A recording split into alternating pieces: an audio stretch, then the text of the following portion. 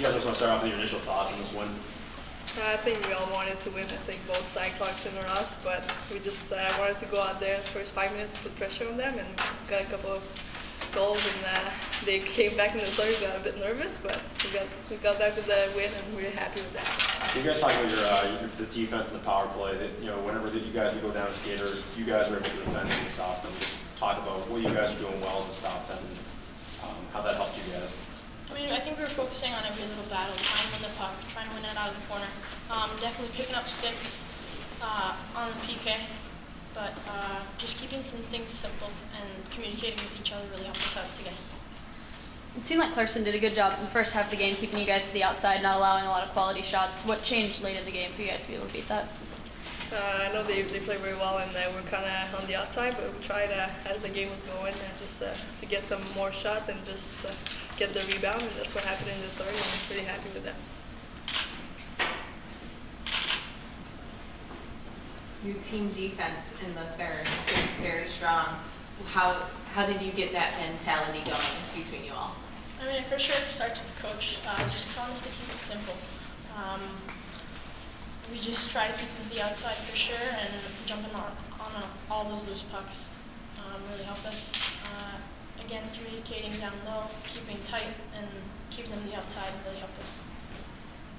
And you guys had one penalty kill in the second period in particular, where Karen Sperry made a bunch of big saves to keep you guys in it. Can you talk about just how big she was in that period, holding off all those shots? I think she has been big for the past couple of games. I think she reached out our head every time, and we're really happy to have her back there, and we just try to help her out, but I think she does a great job by herself, and we just try to keep it simple, but we're really happy for sure for her.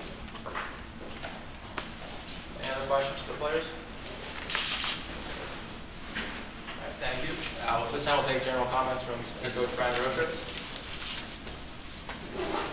I thought it was a great hockey game with an unbelievable amount of intensity. Even in the beginning of the game, there was a lot of intensity. This rink plays fast as far as the quality of the ice, and it's a little smaller surface than some of the other places in hockey east and around the country. And Clarkson's a big body team. They play a somewhat of a conservative style, but you wouldn't have known it today with almost 40 shots on net. There's talented players on that team, and they showed why they're here today. And our team had to answer the bell. And for much of that game, it was a 1-1 game, and then all of a sudden a few pucks went in. We got I think a little bit of a lucky one that bounced in from behind the goal line or off somebody that gave us what looked like a little bit of breathing room, and all of a sudden the green and gold answered in grand fashion, and we might have lost a little bit of our composure, not dumping pucks deep, getting on our backhand when we should have just played it on our forehand and got it out of harm's way. But those are lessons you learn, and our job is going to be to not have that lesson need to be learned anymore in the next game or two if we're lucky enough to play them both. The players talk about the defense. Can you talk about your team's defense? When they were coming back, power play kills. How key was your defense today? Yeah, well, it's the third game in a row where we've had to do a good job killing penalties, and so far we have in those 3 games. My charge is to see if we can avoid that. A couple times I think that they were funny angle situations where an official's got the hardest job out there, and they've got to make a call, and then I think there were a couple of times where maybe we lost our composure, and instead of angling, somebody went straight at them and received a penalty. But it's great to know that the kids could get the job done, and it's not just the 5 skaters or 4 skaters that kill them, but Karen Sperry was huge. You mentioned one of the kills in the second period. That's a time when the game could really change, because it goes to 2-1 for them with their size, with their strength, with their composure, and with their talented goaltender. It may have been a lot harder for us to have the luck we did, but when we got the second goal after the penalty kills and all, it gave us a little bit of a chance to maybe get a lead and obviously win the game in the end. With the way Clarkson's defense played early, it kind of kept you guys to the outside, limited quality chances. Did that make it especially big for you guys to come back with the second goal and start going forward? Absolutely. They're a team that prides themselves on, I guess we call it New Jersey Devils hockey, because the Devils have won an awful lot of Stanley Cups with Marty Brodeur and kind of a 1-2-2 style. But people forget that when they get the puck, they've got the Rattrays and the Mercers and Steimers of the world that are real good hockey players, and and Aaron Ambrose on the defense is a fantastic player.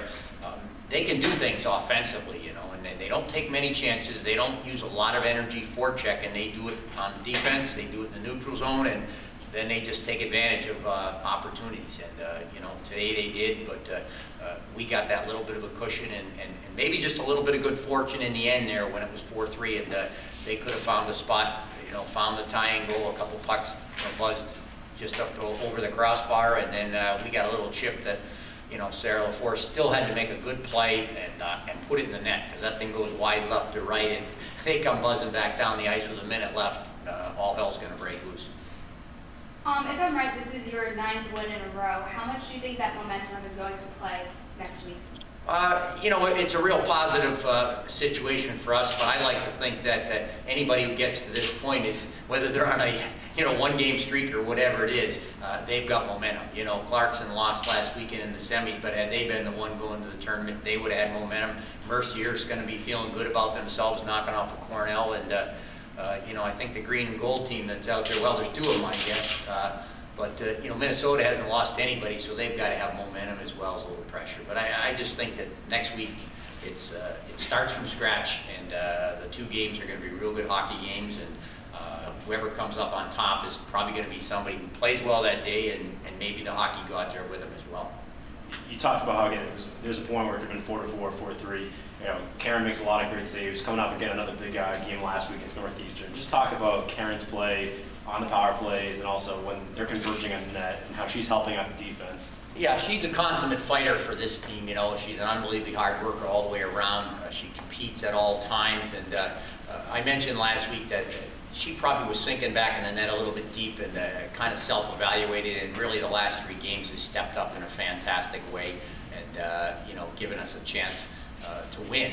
And against this competition, when you're playing the Northeasterns and Providences and Clarksons of the world, and the teams will play next weekend, you're not going to keep them to 14, 15, 17 shots. You're going to have to get 25 or 30 or sometimes more saves, and she's been there to take care of business for us with the help of her D and the forwards coming back. Can you tell me a little bit about Louise Warren? And she stepped up big time in the 3rd. Her play just as late has been excellent. Has there been a change? Tell me a little bit about that. I think Louise has been an underappreciated player here, because until this year, she really hasn't been a finisher. She's a fantastic skater. She plays hard on the wall. She goes to the net. She'll get the grubby goals for you. But this year, she's had pucks go in the net, and they've got some great karma with Isabel Menard and with Catino. But that's the big difference. You're writing about her a lot more because she's had pucks go in, and a little bit of it's confidence, and maybe a good bit of it's her line, but she's always been there in a big way. Just played a slightly different role because she didn't finish or didn't get the headlines, but she's had a fantastic year. We're all excited and happy for her because she works hard and plays hockey the way it's supposed to be played. What challenges is number 23, like Aaron Ambrose, who actually ends up finishing the night as a +3, such an offensive-minded defenseman coming in? What kind of challenges did she present to the defense that made scoring a goal today, seemed like whenever she was on the ice, she was very noticeable? She presents a lot of challenges. She's a real decorated player with her history in the under 18 program. I think she's been on 3 different Canadian under 18 teams, which not many people, if any, are given that honor. So she's a talent on both ends of the ice. In 1 year, she's pretty much got almost a career in points. It's 1 season, so we know who she is, but. Again, she speaks for herself, her talent, and she's surrounded by other fantastic players, and I think every one of them, or just about every one of them, comes back next year. We had to try to take care of business, worry about that whole team, with her, getting shots from the point, with her getting up in the play. Dynamic players are going to do dynamic things, and she certainly has all year long, and today was no different. Take 2 more questions if you have them.